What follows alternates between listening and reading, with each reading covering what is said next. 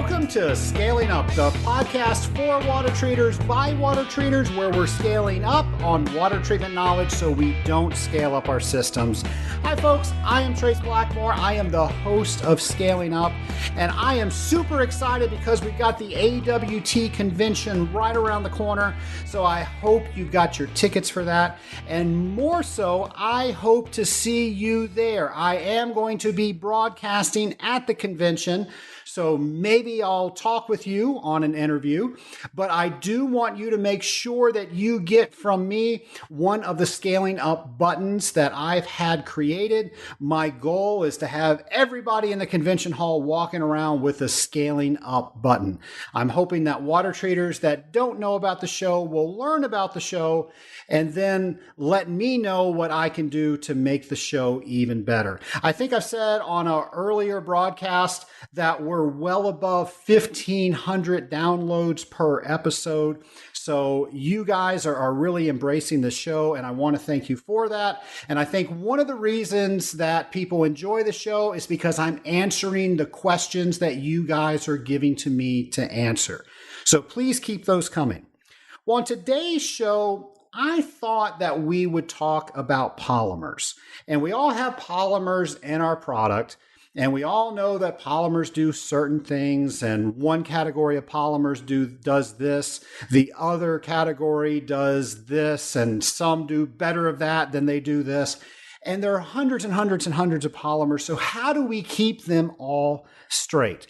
Well, last year, Mike Standish of Radical Polymers put together a presentation for AWT where he truly boiled down what we needed to know about polymers, and then also how we can take all of those categories and lump them into 3 simple categories so we know what they do based on functional groups.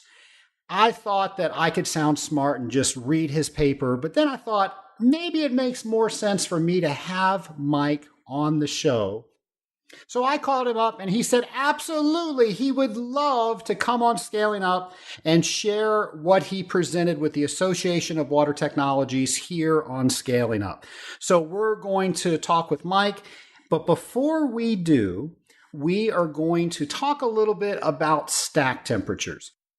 So another issue of the boiling point, and the boiling point is stuff that I see other water treaters do that makes me go, I wish they wouldn't do that, or I wish they maybe would do something.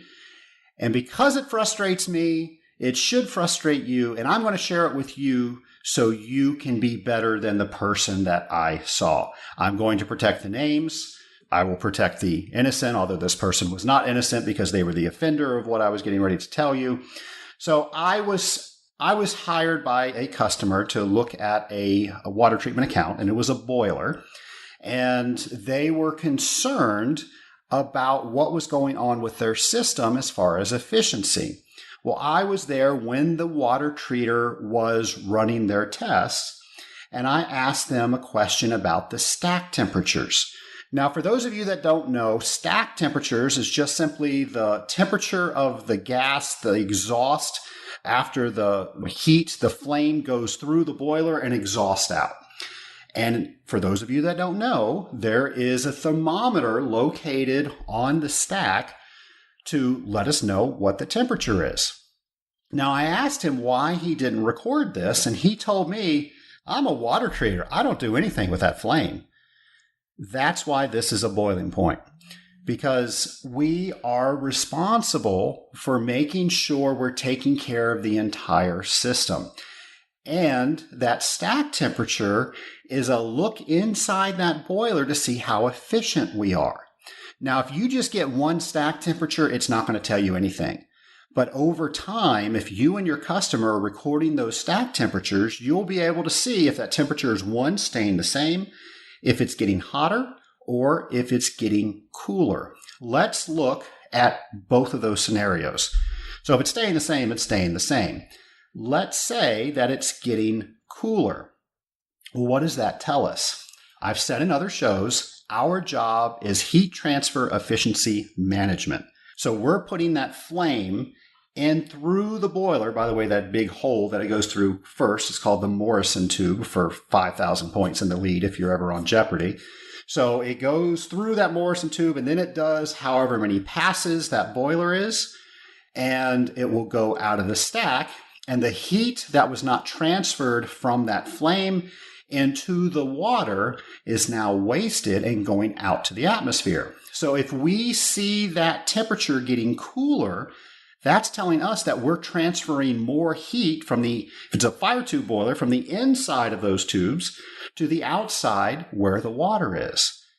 Well, that's good. We're paying for that gas to create that flame so we can heat the water. That's the whole point. We don't want to use any excess gas or lose any excess heat that we don't have to. So the inverse of that, we see that stack temperature getting hotter. Well, that tells us that there's something on those tubes that's insulating that heat inside that tube so we can't transfer it out. Now, that might be an indication that we're starting to scale some ion inside the system. Now, if we ran the proper test, we should be able to look back and see exactly what's going on. Oh, wait a second, that water softener hasn't been working in a while. Maybe that's what's going on. And some other tests that I run confirm that. Maybe everything's working fine. And we're wondering what the heck's going on. Well, have you ever noticed, and I'm visualizing a fire tube boiler right now, but have you ever noticed when you look on the back side of the boiler, so now the front side, that big tube I said is called the Morrison tube. So the front side is where the combustion chamber is, and that's blowing the flame back. And on the back side of the boiler, we've got that little peephole that's there. If we open that, we should see a nice, efficient, bluish colored flame there. If you open that up and you see an orange or yellow flame, that's not good. That's not a well-tuned flame. And there's a lot of byproducts that are being produced because that's not an efficient flame, i.e. boiler soot. And soot is way more insulative than scale is at lower amounts. Really at any amounts, but we're going to notice it a lot quicker. And soot is way more insulative than scale is.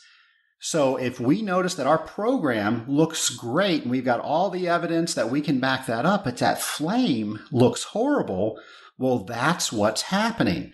And you might say, well, I'm a water treater. I don't treat the flame side, but your job is heat transfer efficiency manager.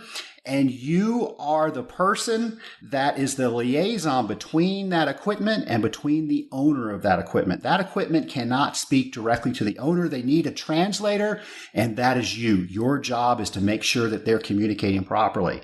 And you're going to say that this flame is not tuned up the way that it should, and these are the issues that it's causing. You should get a boiler company to come out and tune this up for you. And what a great thought to get some extra leads if you befriend a boiler company and learn a little bit more how boilers work, teach them a little bit more how water treatment works. That's a pretty good relationship. Now you're looking at the stack temperatures after everything's corrected, and you're seeing that that temperature is a lot lower now that those things are fixed. If you don't keep track of your stack temperatures, you're never going to know what they're telling you. So hopefully on every service you're recording that. Hopefully your customer might be recording that. And a lot of the boilers out there will actually record that for you. So if you know how to use that user interface, you could see what the temperature is over the last month, over every single minute of that month. So have somebody show you how to use that if you have one of those systems. So I hope you're taking to heart that you're not just a water treater. Your job is to be a heat transfer efficiency manager, and it's your job to make sure that the equipment is speaking through you to that customer. Today, my lab partner is Mike Standish, and I had the pleasure of meeting Mike probably about 12 years ago when we were elected on the AWT board together and got to experience the trials and tribulations of working on AWT together. Since that time, he's become a really good friend of mine and a huge resource for my company. And I want to introduce everybody to Mike Standish. How are you doing, Mike? I'm doing great, Trace. Thank you very much, and thank you for the opportunity to be your lab partner today. Absolutely. A lot of people ask me questions about blending, and I know a lot of us are out there and we just simply use our products as they're made, but there are materials that go into those products in order for us to make them, and that's where you have your expertise. So that's what I was hoping that we could talk today to our audience and let them know, exactly what is the stuff that goes in our stuff.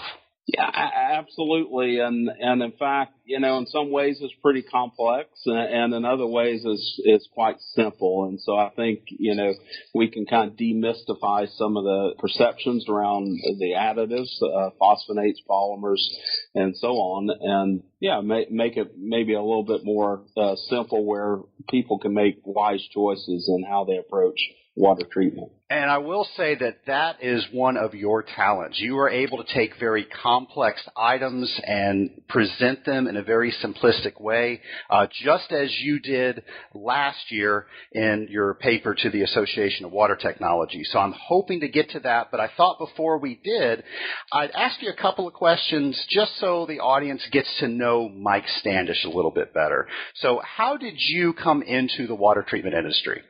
Well, if I'm brutally honest, we'll start off with some embarrassment. When I was in high school, in my first year of college, I actually worked scooping ice cream at Baskin-Robbins, and started at the University of Tennessee, Chattanooga, in the chemistry department.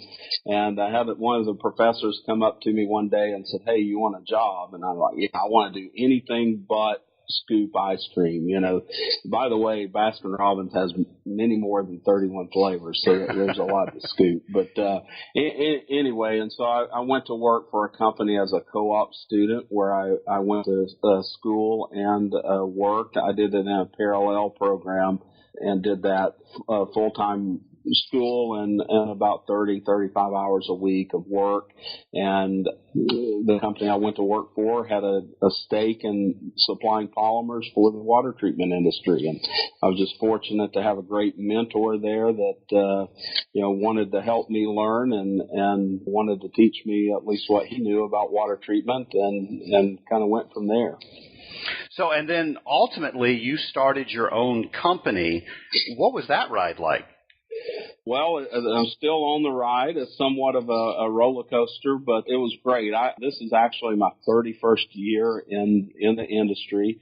I started in 1986 as an 18-year-old, and I spent most of that time working for very large corporations, global companies. And, at some point I just got to the point where I felt like, look, this is something that I could do myself. And frankly, the biggest driver to start the business was I felt like there was a real need, particularly with independent water treaters, because what was happening is you had the big global guys who had, I wouldn't say turned their back to the small guys, but essentially just did not dedicate a lot of resource to service the independent companies with technology and support and customer service. And so we really saw a nice opportunity to come in with that mentality to go overboard in the way that we service the independent water treaters.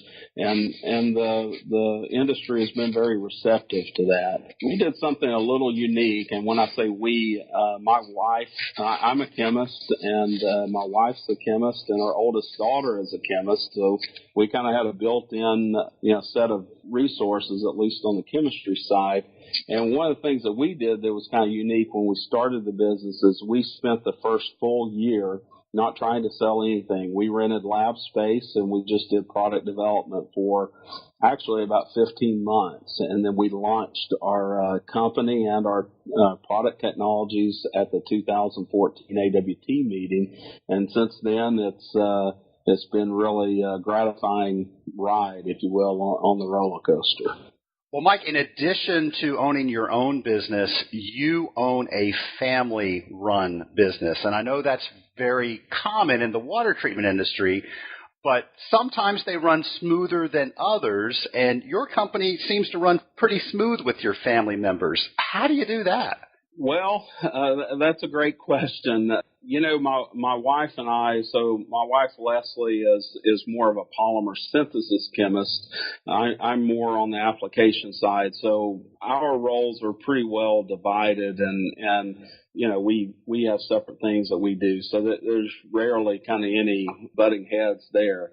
Now, our oldest daughter, Chelsea, she works with me on the application side primarily. And, I have to say, we did this twice. When I mentioned that we started up our business in this research for the first year, that wasn't as smooth, just everybody kind of getting along there. But Chelsea actually went off to graduate school, came back to work for us on a full-time basis. And, frankly, it's gone just extraordinarily well in the past couple of years. And I think I don't have any great insight there other than just saying we all have mutual respect for each other. We all know that we're rowing in the same direction and with the same vigor. And we're all trying to get to the same point. And I think, it's helpful to keep that in mind each and every day. But for us so far, there's really been no kind of issue. We all work well together, and I think it's worked. Now, ask me in 15 years, maybe there's some more, but at this point, it's worked well for us, for sure. Well, excellent. And then as far as your company, how would you help the regular water treater out there? What do you guys do for that? Okay, so specific to our company, we're mainly helping people with mineral scale control and corrosion issues, mainly mild steel corrosion issues. But I would take a step back from that a little bit, because I mentioned that I had a mentor early in my career. And one of the things that I did when I was working as a student is I would have questions, and I would go to my boss's office, and he was usually on the phone talking with a customer, and so I would have to sit and wait. But I listened, to his conversations with customers. And one of the things that really impressed me and was impressed upon me is he was always helpful, and it didn't have to be about the company's particular products. If he could help solve a problem with a competitive product or some other peer technology or what have you, he was always trying to help customers. So to directly answer your question, I think anybody that ever contacts me would vouch for this. I want to help people in whatever way that I can from a technical problem-solving point of view.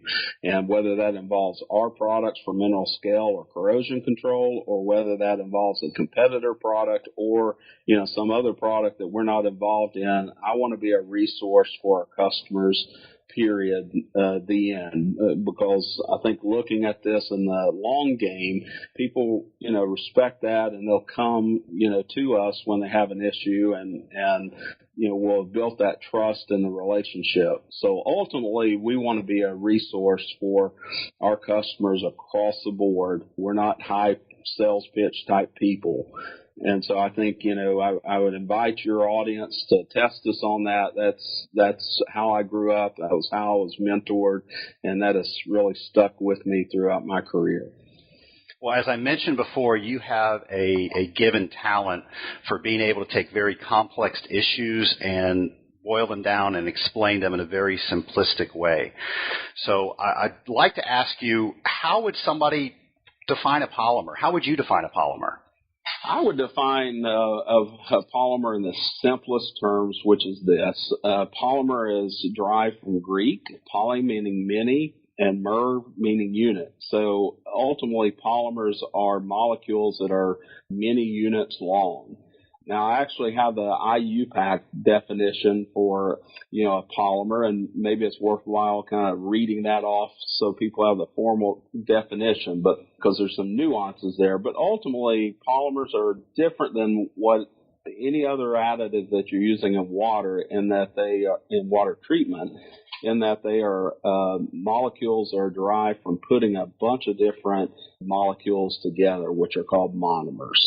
The IUPAC definition is that a substance composed of molecules characterized by multiple repetition of one or more species that are linked to each other in amount sufficient to provide a set of properties that do not vary markedly with the addition or removal of one or few constituent units. Now, that's a long definition, but what I would say from that is that, the idea is that you're linking one or more species together, and whether you have one more or one less, it generally doesn't affect the specific properties of the overall molecule.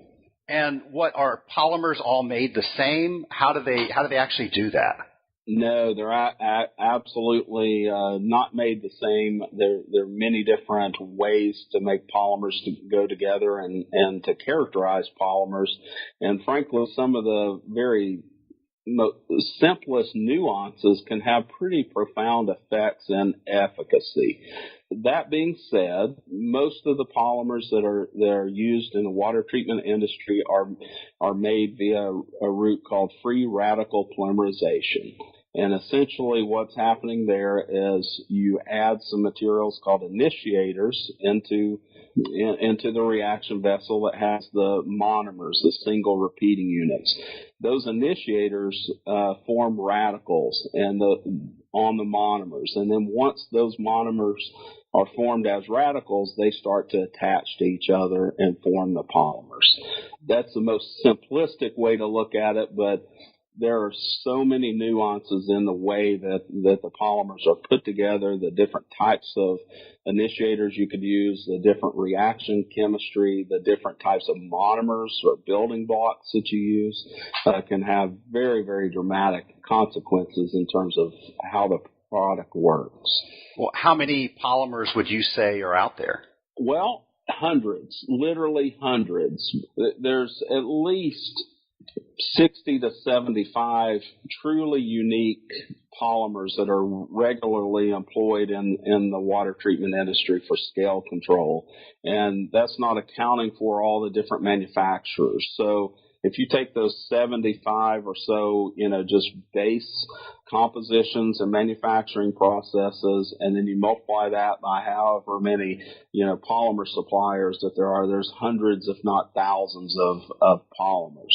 However, that being said, the thing that is really interesting is that all polymers that are used in water treatment for mineral scale control are comprised of three different types of building blocks: carboxylates, sulfonates, and or non-ionics. And everything is a variation on a theme between those three types of building blocks to make those polymers. So out of these 1,000 polymers, we boil down to about 60 to 75 that's in the water treatment industry, and then out of that, those are boiled down into three groups. They absolutely do. They boil down into three classifications. Well, can we talk about those classifications and why certain things are in there? Sure. So one of the things I'd like to say is that with polymers, selection of polymers in particular, that the right approach is to start with a problem and work your way back to the polymer selection, rather than starting with some polymer with a bunch of marketing and technical information and trying to kind of fit that into an application. People should always start with the problem and work their way back. So by doing that, what you would look at is the three different types of functional groups. Carboxylates are typically materials like polyacrylic acid or maleic-based materials, and people are probably familiar with those terms to an extent. Those materials are used for kind of general-purpose building blocks. They tend to be pretty functional for things like calcium carbonate control, calcium sulfate control. They don't really have, carboxylates really don't provide much functionality for stabilization of things like iron or phosphate. They just don't have that functionality, but they're the most economical raw materials out of the three as a general rule, and kind of provide the base functionality of the polymer. The other thing to say about carboxylates is that most polymers that people are going to buy are going to be most heavily weighted with the carboxylated monomers. Sulfonates tend to be employed in areas where you need to incorporate phosphate stabilization properties, iron stabilization properties, or zinc, or if you need to add better stability of the polymer in high ionic strength environments or high hardness environments, what have you.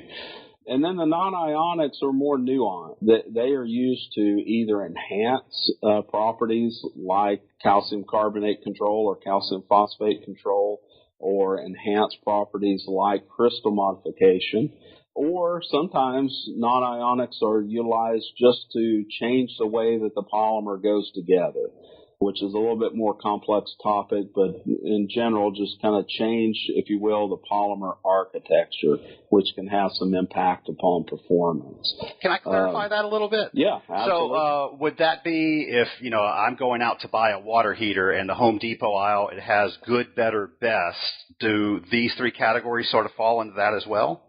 I would say no. And in fact, so the answer is yes and no, but the first answer would be no. I would definitely caution all of the listeners to the podcast today to not buy or select products based on composition alone. The key is to fit the right polymer with the right application. And frankly, sometimes the cheapest, simplest polymer can be absolutely the best choice for an application, and sometimes the most complex, most nuanced polymer can be the best for the particular application. But I would not look at it in good, better, and best in general. However, what you can say is when you start to add different functionalities, you start to increase the efficacy of these products for different types of scales. So I think it's more about the right selection than about good, better, and best. So as a water treater, we really need to know about the water that we're treating. We need to be able to hypothesize what those issues are going to be, and then we need to talk with somebody like yourself to say, these are my issues. How or what can I use to combat this problem? Yeah, that's exactly right. And so let me give you a little bit of an example. You may have a water that you're treating, and your primary issue is, your tower is near a construction zone and you've got a lot of suspended solids in the tower, but otherwise, your LSI is pretty low, corrosion rate is not remarkable. The best selection in that might just be a medium molecular weight polyacrylic acid to just provide some basic dispersion of those solids that are being incorporated into the tower due to, airborne debris from the construction site. So, it's not always, you don't always go to the most complex, most expensive material. You absolutely want to match the application with the polymer functionality. Now, Mike, you just brought up a new term there. You mentioned medium molecular weight. What does that mean? Okay, well, Trace, it can actually mean, I'm not trying to be cute here, but it can mean anything. But in general, with polymers that are used for mineral scale control, most of those are at a molecular weight of less than 10,000 daltons. And dalton is a term that actually just means, combined atomic mass. So we're talking about polymers that are relatively low molecular weight compared to, say, flocculant type materials that are used in the waste treatment applications that can be in the hundreds of thousands or millions or even tens of millions molecular weight. So our scale control polymers that are used in process applications tend to be, for the most part, everything's below 10,000 molecular weight. So a medium molecular weight may be in the 4,000 to 6,000 molecular weight range. And to make a little comment about that, what you tend to find as a rule of thumb is that polymers that tend to be a little bit lower molecular weight, say, below 2,000, tend to be better scale inhibitors, maintaining solubility of the scale. And polymers that tend to be higher, say, 4 or 5 up to 10,000 molecular weight tend to be more functional as particulate dispersants. Now, there's exceptions to those kind of rules, but that's generally true. So a medium molecular weight polymer in this context is something that's about 4,000 to 6,000 molecular weight. All right. So you mentioned before that we need to start with the problem and then use this as a tool to solve the problem.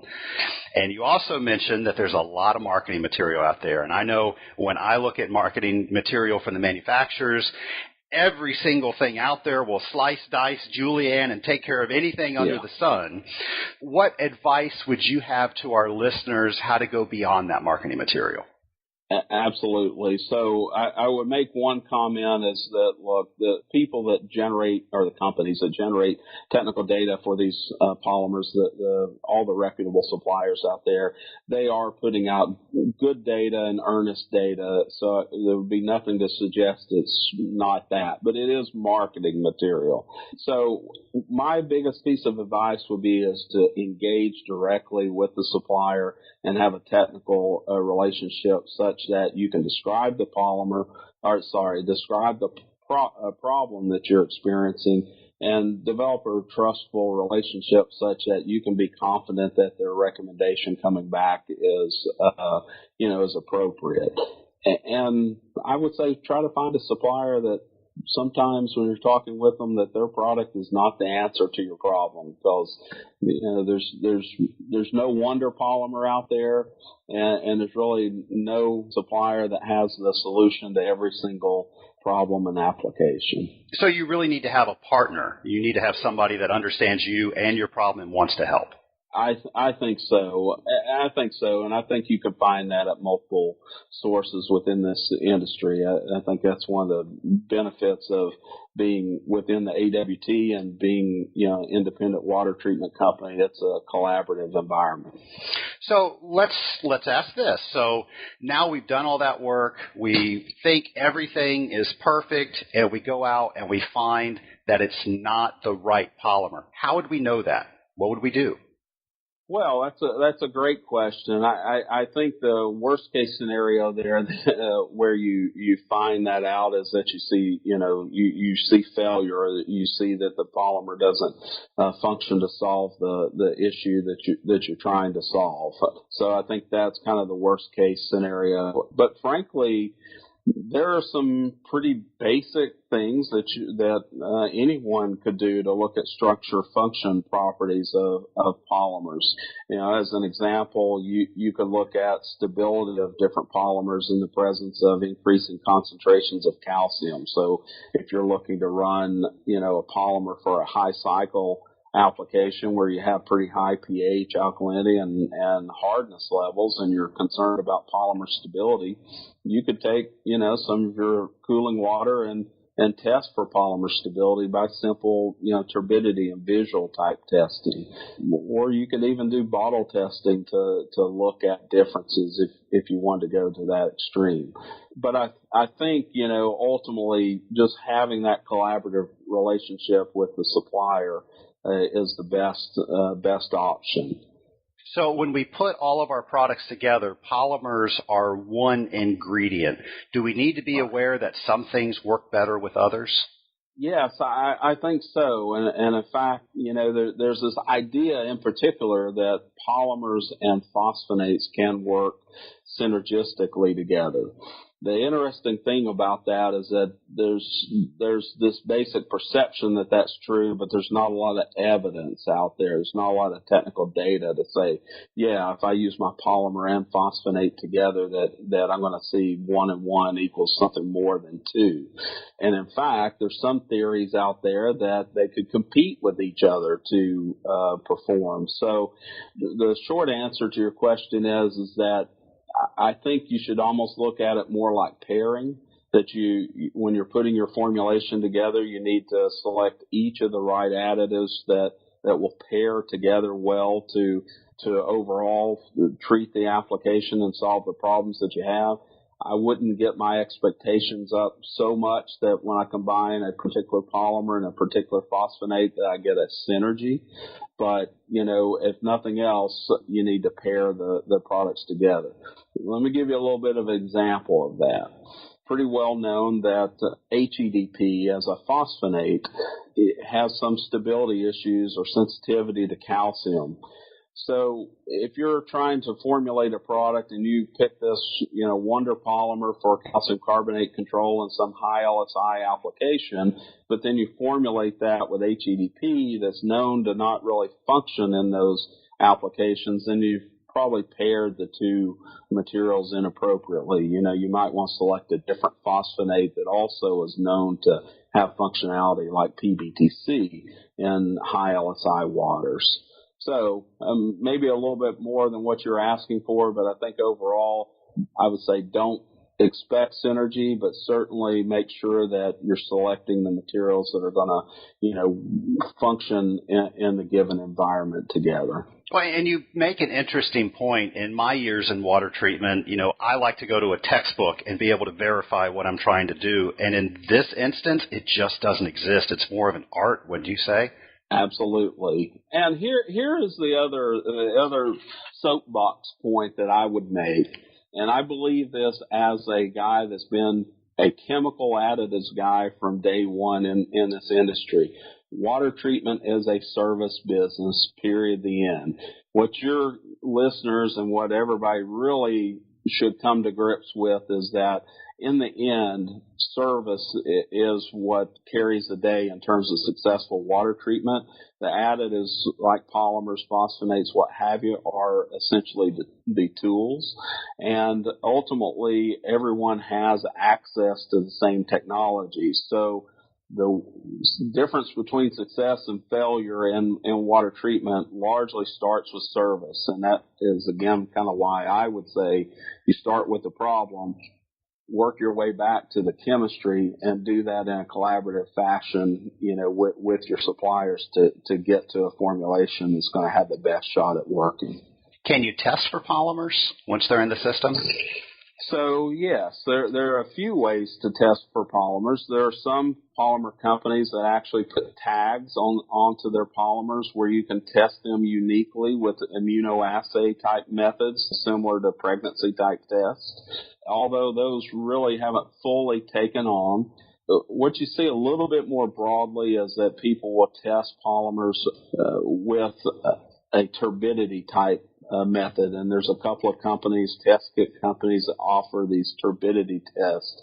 And the principle of that is pretty simple. Most of the polymers that are being used are anionic, or at least have anionic components. The way these test kits work is you add actually another polymer that's cationic to the solution containing your anionic polymer. It forms a turbidity that's proportional to the level of polymer that's in the water. And those tests, they work. They're not perfect. You're not going to say, well, I have 1.53 ppm of polymer in my circulating water, but you might be able to say, look, I have 1 or I have 5 or I have 10 ppm of polymer in my circulating water. So I know a lot of our listeners are using PTSA. Can PTSA be used to trace polymers? So I would generally say no. It can be used to trace formulation concentration. All that PTSA or molybdate or any other tracer that's added, an inert tracer that's added to your formulation does, is tell you how much of your formulation that you fed. It really is more of a measure of your pumps and your calculations on system volume that you're feeding appropriately. Here's the issue with saying, okay, so it's a proxy. PTSA or molybdate is a proxy for everything else that you're adding. But the problem is that PTSA doesn't necessarily have the same fate once it gets into the circulating water that the polymer, the phosphonate, the azole, your other components have. As an example, polymers are going to tend to adsorb onto solids. So, where the PTSA might not necessarily do that. So you might be measuring 100 ppb of PTSA and assume you've got 10 ppm of polymer in your application, but okay, 5 ppm of that polymer adsorbed onto all of the suspended solids that are in the system. So short answer is it's only a proxy, and it really only tells you that you fed at the correct rate. The fate of the additives generally are not necessarily guaranteed to be the same as the fate of PTSA or molybdate. So it sounds like you're saying if you're using some sort of tracing material, that's great, but you need to back that up with another test of a functional group that's actually going out and doing something to make sure you have enough. Yes, I think that that's true, and I think there's two schools of thought. One is performance-based testing, which I kind of fall a little bit more into that school of thought. Is I'm more concerned about, on average, how do the condensers look, how do the corrosion coupons look, as opposed to how many ppm of polymer that I had in the solution at any given time. And the other school of thought would be is that, yes, you measure PTSA and then you try to back that up with measurements of phosphorus for your phosphate or phosphonate materials, or, turbidity for the polymer type testing. So we have a multitude of different experience levels that listen to this podcast. So for somebody that's just starting out and they're interested in this and they want to find out more information so this starts making a little bit more sense, what advice would you have for them? My advice, and this is not a sales pitch for AWT, but I would say absolutely get engaged in AWT. There's a tremendous amount of resources from training. The AWT has annual training on the East and West Coast every year. The convention is a great place to see all the suppliers and pick their brains and wear them out in the booth. We gotta, stand in these booths for hours on end, make us work while we're in there. You can get a lot of information there. There's a lot of papers and technical papers and resources within AWT. And I'm going to throw one that's a little different out there.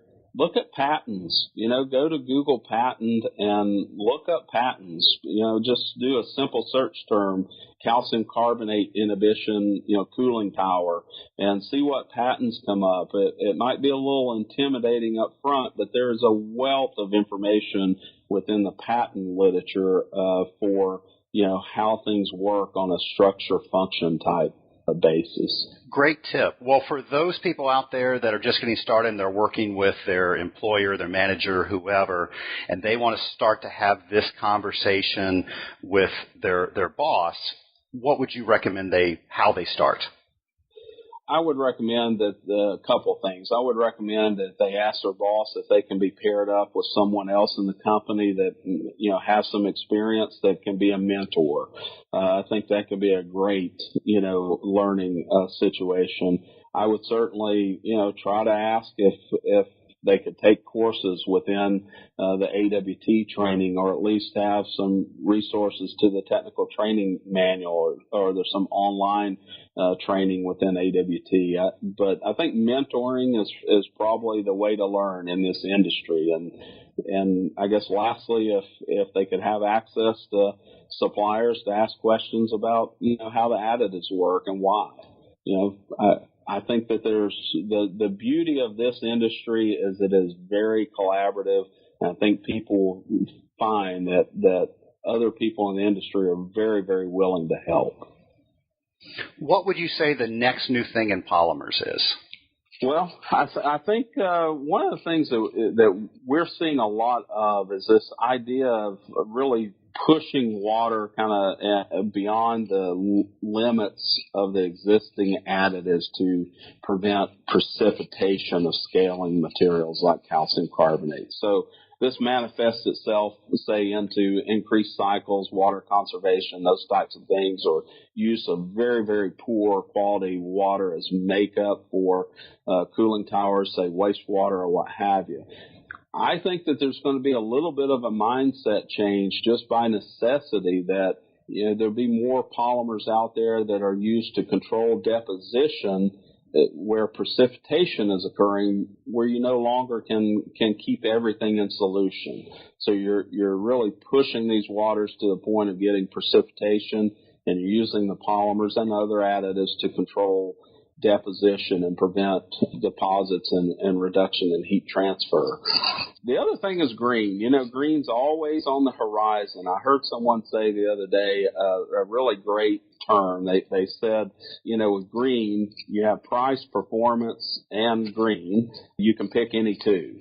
And if you kind of think about that, that is where we are at this point in the industry. You can get low-price green materials that really don't perform, or you can get high-price materials that are green and perform, or, you can get things that aren't green and that perform and are reasonable in price.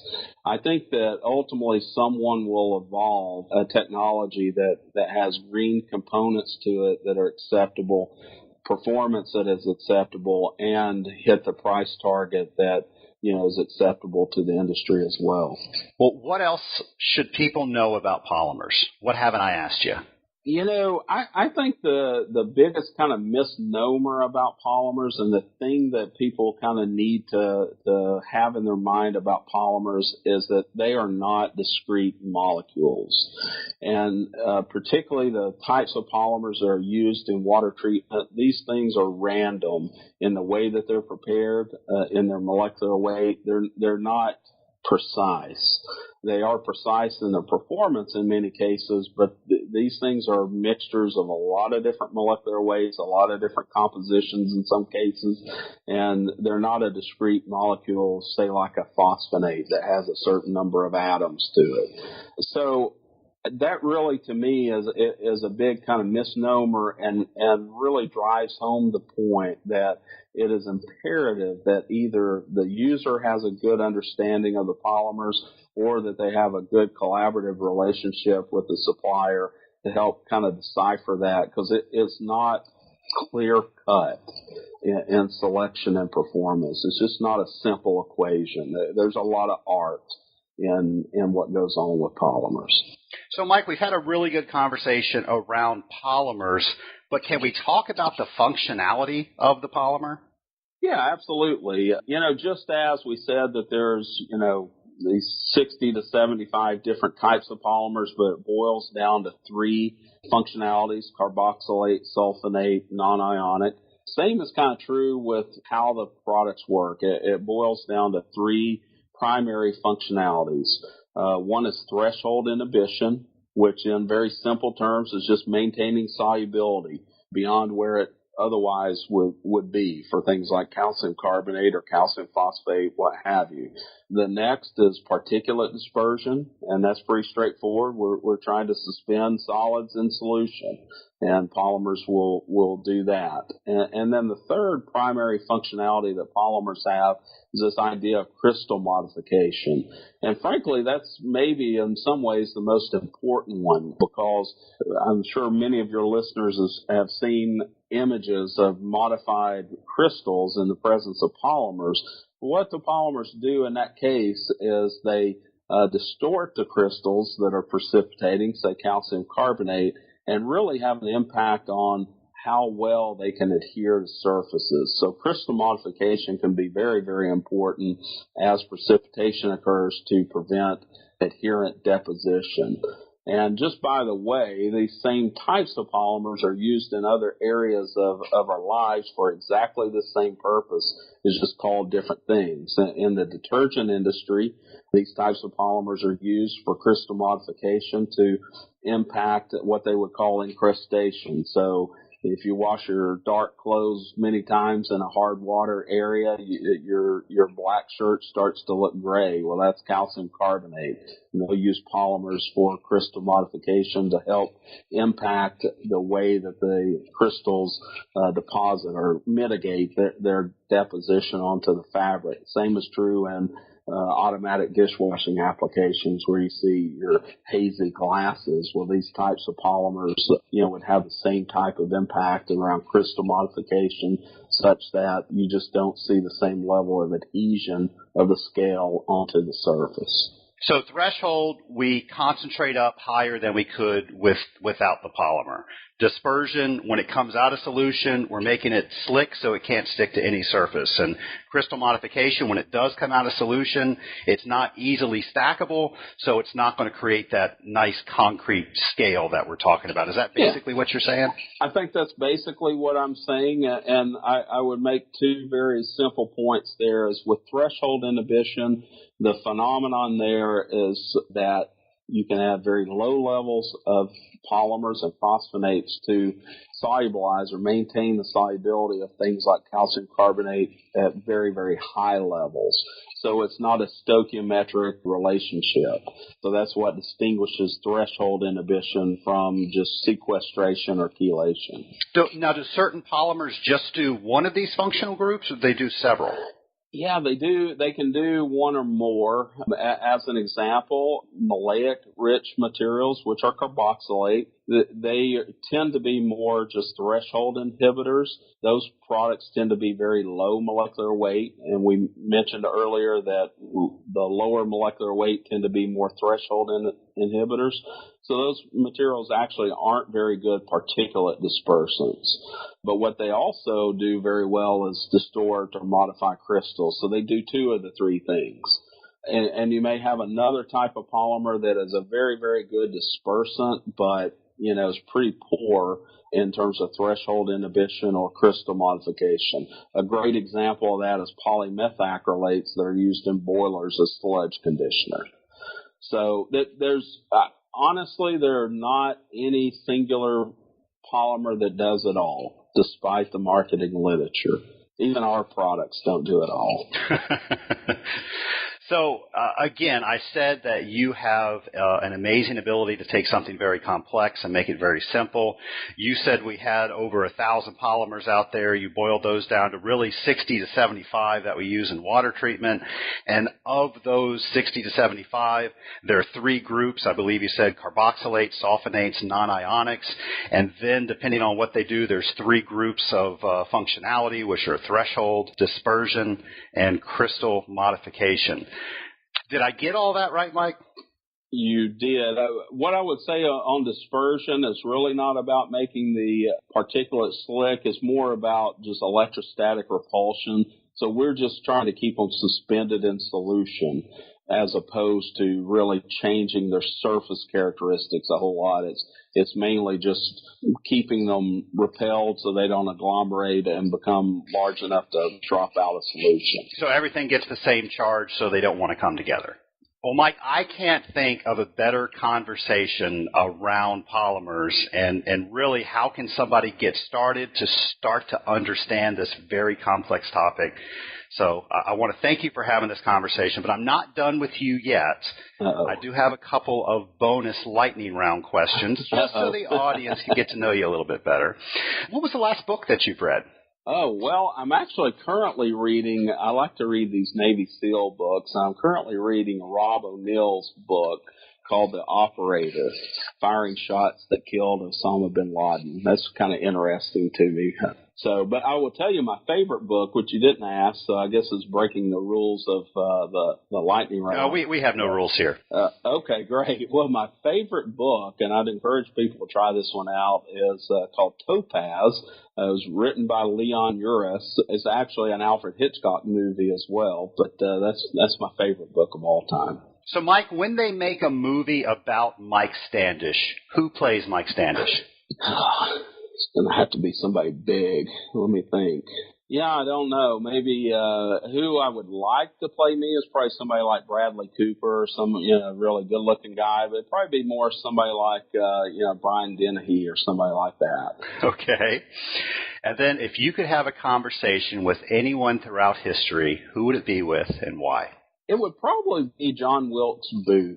I'll tell you why. I have no admiration for him, but I like to read some of the books about Lincoln's assassination.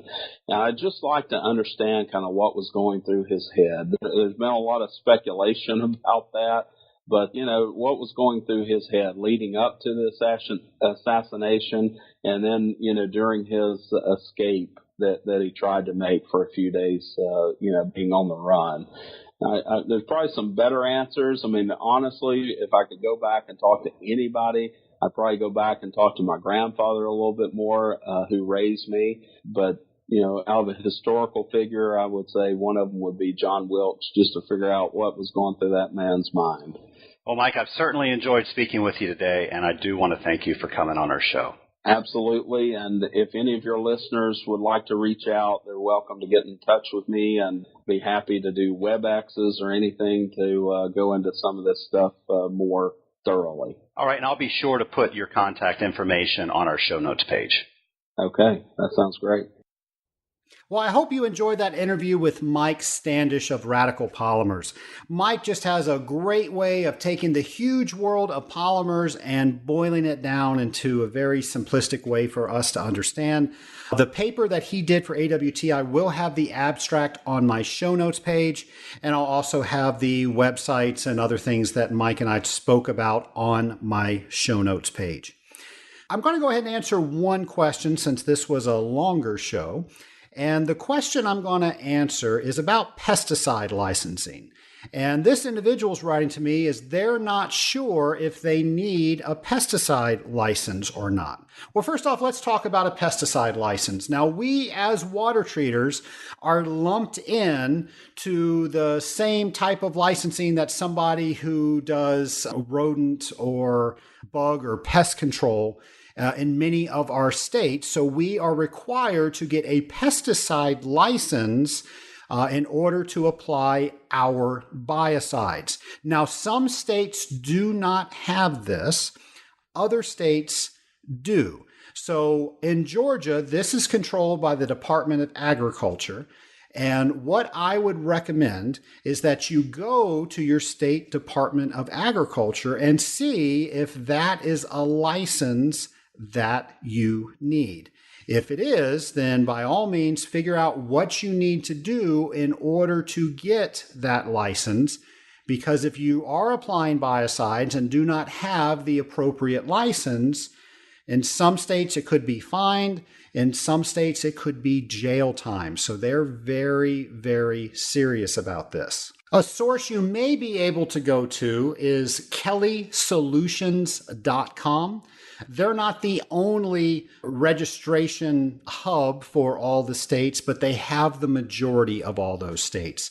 So you might be able to find some information there. And I definitely recommend if you know somebody in AWT that's in your same state, please reach out to them and ask them what they know about pesticide licensing. That might actually be something that we might want to encourage the Association of Water Technologies to do, is maybe compile a list of where pesticide licenses are required for the various states. And then I'll even go as far and say, as the education co-chair, we can see what we can do for getting the technical papers that we present either at AWT or especially with the technical training that we do, qualified for some of that continuing education. So we'll start looking into that. You guys start looking into, make sure you're doing what you're supposed to do. I'm sure you've heard that ignorance of the law is not an excuse. And above all else, I want to thank you for listening to Scaling Up. I sure do have a lot of fun bringing it to you. I hope to see you at the AWT convention. And until then, make sure you're doing something to make yourself a better water treater tomorrow than you are today. Have a great week, folks.